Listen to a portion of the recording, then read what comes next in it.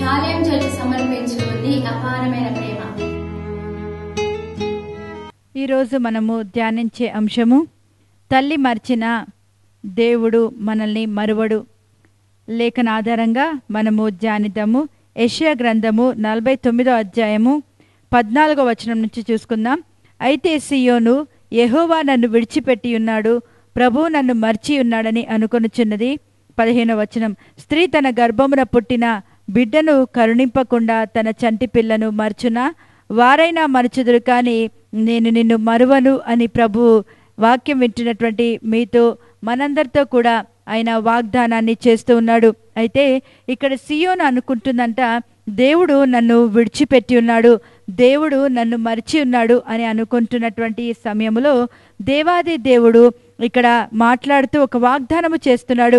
స్త్రీ తన గర్భమున పుట్టిన బిడ్డని కరుణించకుండా తన చంటి పిల్లను మర్చిపోతుందా?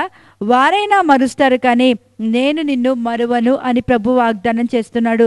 ఈరోజు ఎంతమంది వాక్యం వింటున్న వారు ఈ పరిస్థితుల్లో ఉండి, దేవుడు నన్ను విడిచిపెట్టాడు, దేవుడు నన్ను మర్చిపోయాడు, నా ప్రార్థన దేవుడు ఆలకించట్లేదు, నా కుటుంబీకులు నన్ను లక్ష్య పెట్టట్లేదు, నా కుటుంబీకులు నా బాధ్యతలు సరిగ్గా వాళ్ళు చూడట్లేదు, నా తల్లిదండ్రులు నా బాధ్యతలు ఎత్తివేసి ఉన్నారు, ఎవరు కూడా నన్ను ఆదరించట్లేదు, ఎవరు కూడా నన్ను పట్టించుకోవట్లేదు, ఇంట్లో నాకంటే ఎక్కువగా నా అక్కను, నా అన్నను, లేదంటే నా చెల్లెలను ఎక్కువగా వాళ్ళు ప్రేమిస్తున్నారు, వారినే బాగా చూసుకుంటున్నారు, కానీ నన్ను ఏమాత్రము పట్టించుకోవట్లేదు.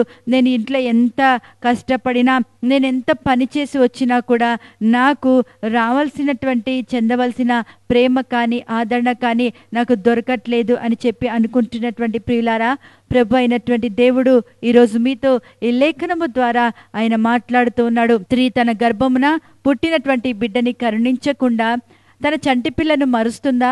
అయితే ప్రభు అంటున్నాడు, వాళ్ళైనా కూడా మరుస్తారు, కానీ నేనైతే నేను మరువను అంటున్నాడు. కారణం ఏంటిదంటే, దేవాది దేవుడు తన స్వరూపంలో చాలా ప్రేమతో మనల్ని ఆయన తన చేతులతో నిర్మించినాడు, సృజించినాడు. గనుక ఆయన గొప్ప ప్రేమ కలిగినటువంటి దేవుడు, మనల్ని చాలా అధికముగా ప్రేమించినటువంటి వారు ఎవరైనా ఉన్నారా అంటే యేసుక్రీస్తు ప్రభువే మనల్ని అధికంగా ప్రేమించినటువంటి దేవుడు.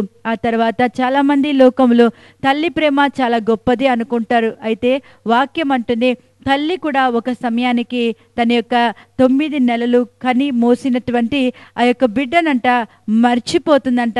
కానీ దేవుడు అంటున్నాడు, నేనైతే నిన్ను మర్చిపోను అని ప్రభువు వాగ్దానం చేస్తున్నాడు. గర్భంలో నువ్వు పిండముగా ఉన్నప్పుడు నీ తల్లి నిన్ను చూడనప్పుడే, నీ తల్లి నిన్ను తాకనప్పుడే దేవాది దేవుడు, నిన్ను సృజించిన దేవుడు, నిన్ను రూపించిన దేవుడు, నిన్ను ప్రేమించిన దేవుడు, నిన్ను బలపరిచేటువంటి గొప్ప దేవుడు అయింటున్నాడు. గనక ఆ గొప్ప దేవుని యొక్క ప్రేమ మనకున్న ఎడల ఈ లోకపు ప్రేమలు ఏవి కూడా మనకి అవసరము లేదు.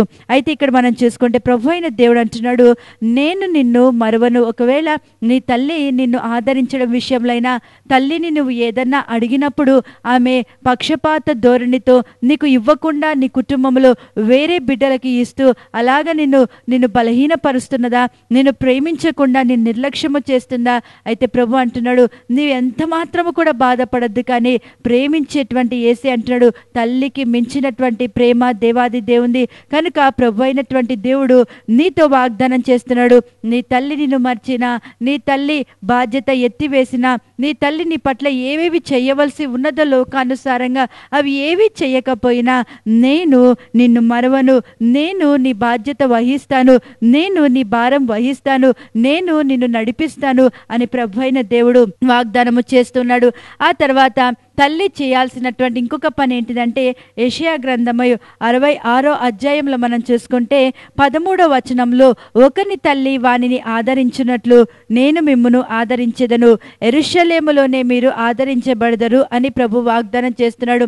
ఆ తర్వాత తల్లి ఏం చేయాలి అంటే, తన యొక్క బిడ్డను ఆదరించాలి. ప్రతి పరిస్థితుల్లో కూడా తల్లి ఆదరించాలి. అనగా ఏ పరిస్థితి బిడ్డకి కలిగినా కూడా ఆ తల్లికి ఎంత ప్రేమ ఉండాలంటే తన కొంగు చాటున బిడ్డని దాచుకొని కలిగేటువంటి భయాల నుండి కూడా ఆ తల్లి తన బిడ్డను ధైర్యపరచాలి.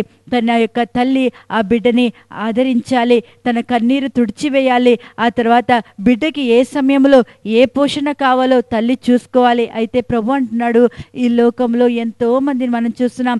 తల్లులు పిల్లల్ని ఆ పెంట కుప్పల్లో పారివేయడము, ఆ తర్వాత ఆడపిల్లల్ని ఒక విధంగా మగపిల్లల్ని ఒక విధంగా పక్షపాత ధోరణితో చూడడము ఎన్నో మంది కుటుంబాల్లో మనం చూస్తున్నాము. అయితే ప్రభు అంటున్నాడు, పక్షపాతము లేనటువంటి యేసే అంటున్నాడు, ఈరోజు వారు ఏ విధంగా నీ ఎడల ప్రవర్తించినా కూడా తల్లి ఒకవేళ నిన్ను ఆదరించకపోయినా ఒకరిని తల్లి వారిని ఆదరించినట్లు నేను మిమ్మును ఆదరించదను. అంటే తల్లి ఆదరించవలసిన బాధ్యతని దేవుడు ప్రస్తావిస్తుంటాడు. ఒకరిని తల్లి ఎలా అయితే బిడ్డను ఆదరిస్తుందో అలాగా నేను మిమ్మల్ని ఆదరిస్తాను అంటున్నాడు. ఎక్కడ ఈ ఆదరణ మనకి కలుగుతుంది అంటే మనము దేవుని మందిరంలో మాత్రమే ఆదరించబడతాము. అందుకే ప్రభు అన్నాడు ఇక్కడ, యెరూషలేములోనే వారు ఆదరించబడదరు అని ప్రభు మాట్లాడుతున్నాడు. ఈ రోజు నువ్వు ఎక్కడికి వెళ్ళినా కూడా ఆదరణ గురించి, లోకంలో నీకు స్నేహితుల దగ్గర ఆదరణ దొరకదు. ఏదన్నా ఆదరణ దొరికింది అని నీవు అనుకుంటున్నట్లయితే అది కేవలం స్వల్పకాలం మట్టుకే, కొద్ది కాలం మట్టుకే, కొన్ని క్షణాల మట్టుకే. కానీ మళ్ళీ నీవు ఆ పరిస్థితిలోకి వెళ్ళినప్పుడు మళ్ళీ ఒక ఆదరణ లేనటువంటి పరిస్థితుల్లో, నువ్వు కొట్టబడుతున్నటువంటి పరిస్థితుల్లో నీవు ఉంటున్నావు కనుక ప్రభు అయినటువంటి దేవుడు నీతో చెప్తున్న విషయం ఏంటంటే, నీవు దేవుని యొక్క మందిరంలో ఆదరించబడతావు. యెరూషలేము అంటే మహారాజు పట్టణము, అక్కడ దేవుని యొక్క మందిరము ఉన్నటువంటి పట్టణము, దేవుడు సంచరించినటువంటి పట్టణము యెరూషలేము. అయితే ఈరోజు ప్రభు అయిన దేవుడు అంటున్నాడు, నిన్ను దేవుని మందిరములో ఆయన ఆదరిస్తాను అని దేవుడు వాగ్దానం చేస్తున్నాడు. గనక ఆదరణ కొరకు నువ్వు ఎక్కడికి నువ్వు పరిగెత్తద్దు, కానీ నువ్వు సరాసరి దేవుని మందిరమునకు వెళ్ళాలి. చాలా మంది కూడా వాళ్ళకి వేదనలు, బాధలు, కష్టాలు కలిగినప్పుడు ఏం వెళ్ళాలే చర్చికని మానేస్తుంటారు. ఇది చాలా తప్పు. మనము దేవుని మందిరంలోనే ఆదరించబడతాము. ఒకరిని తల్లి వారిని ఆదరించినట్లుగా దేవాది దేవుని మందిరానికి, చర్చికి నువ్వు ఎప్పుడైతే వెళ్తావో అప్పుడు ప్రభు అయినటువంటి దేవుడు నిన్ను ప్రేమించి సేవకుల నోట ఆదరణపూరితమైన మాటలు, నువ్వు బలపరచబడేటువంటి మాటలు, నీకు నిరీక్షణ కలిగించేటువంటి మాటలు, యేసు ప్రభువు ఆ యొక్క కాపర్లను కప్పి వారి నోట ఆయన మాటల నుంచి నేను ఆదరిస్తాడు. గనక నీవు విశ్రాంతి దినములో ఇంట్లో ఉండి సమయం వృధా చేయొద్దు, కానీ నీ దుఃఖంలో నువ్వు మునిగిపోవద్దు. కానీ నువ్వు వెంటనే నీ యొక్క పరిస్థితిని విడిచిపెట్టి నువ్వు మందిరానికి వెళ్తే దేవాది దేవుడు నిన్నక్కడ ఆయన కలుసుకుంటాడు. మందిరంలో ప్రభు మేలుతో నిన్ను తృప్తిపరుస్తాడు, నిన్ను ఆదరిస్తాడు అని ప్రభు ఈరోజు వాగ్దానము చేస్తున్నాడు. గనుక నువ్వు ఏ స్థితిలో ఉన్నా కూడా నీ తల్లిని నువ్వు శపించొద్దు. నీ తల్లి నీ విధంగా ఇలాగ ప్రవర్తిస్తుంది, నీ స్నేహితుల తల్లులు చాలా బాగా చూసుకుంటున్నారు కదా, నా తల్లి ఎందుకు ఇలాగుంది, నా తల్లి కడుపును నేను ఎందుకు పుట్టాను అని చెప్పి చాలా మంది కూడా వాళ్ళ జీవితాలని వాళ్ళు శపించుకుంటూ ఉంటారు. ప్రియులారా, ఈరోజు బిడ్డలారా, మీరు ఎవరైనా ఇటువంటి స్థితిలో మీరు ఉన్నట్లయితే ప్రభువు మీతో మాట్లాడుతున్నాడు. ఏ తల్లి గర్భంలో నీవు ఉండాలో అన్నీ తెలిసినటువంటి ఆలోచనకర్త ఆ తల్లి గర్భంలో ఆయన నిన్ను ఉంచినాడు. ఆ తల్లి నీకు జన్మనివ్వటానికి ప్రభు సంకల్పమైంది గనక ఆ తల్లి సరిగ్గా చూడట్లేదని ఆ తల్లి మీద నువ్వు నిరాశ చేసుకోవద్దు. ఆ తల్లి గురించి నువ్వు వ్యతిరేకమైన ఆలోచనలు చేయొద్దు. ఆ తల్లిని శపించొద్దు. ఆ తల్లి గురించి నువ్వు వ్యతిరేకంగా మాట్లాడద్దు. కానీ 9 మాసాలు నిన్ను మోసినటువంటి గర్భం అది గనక ఆమె ఎటువంటిది అయినప్పటికీ కూడా నువ్వు ఆ తల్లిని ప్రేమించాల్సిన బాధ్యత నీకు ఉన్నది. యేసుక్రీస్తు ప్రభు భూమి మీద సంచరించిన కాలంలో కూడా ఆయన అన్ని విధాలుగా కూడా తల్లిదండ్రుల దగ్గర ఆయన యొక్క బాధ్యత ఆయన జరిగించి ఉన్నాడు. గనక ఈరోజు నీవు కూడా మంచి మాదిరి చూపించాడు యేసయ్య. మనము కూడా నమ్మకంగా ఉండాలి. ఆయన శిలువ మరణం పొందుతున్నప్పుడు ఆ తల్లిని అనాథగా విడిచిపెట్టేయలేదు, కానీ నమ్మకంగా ఉన్నటువంటి యోహానుని చూపించి అంటున్నాడు, ఇదిగో తల్లి, ఇతడు నీ కుమారుడు అని చెప్పి యోహాను చెప్తున్నాడు, ఇదిగో ఈమె నీ తల్లి అని చెప్పి. అంటే ఆ తల్లి బాధ్యత ఇప్పుడు ఇదిగో నేను వెళ్తున్నాను, ఆ తల్లి బాధ్యతను నువ్వు చూసుకోవాలని చెప్పి ఆయన నమ్మకంగా ఆ తల్లి బాధ్యత కూడా చూసుకున్న కన్న తండ్రి.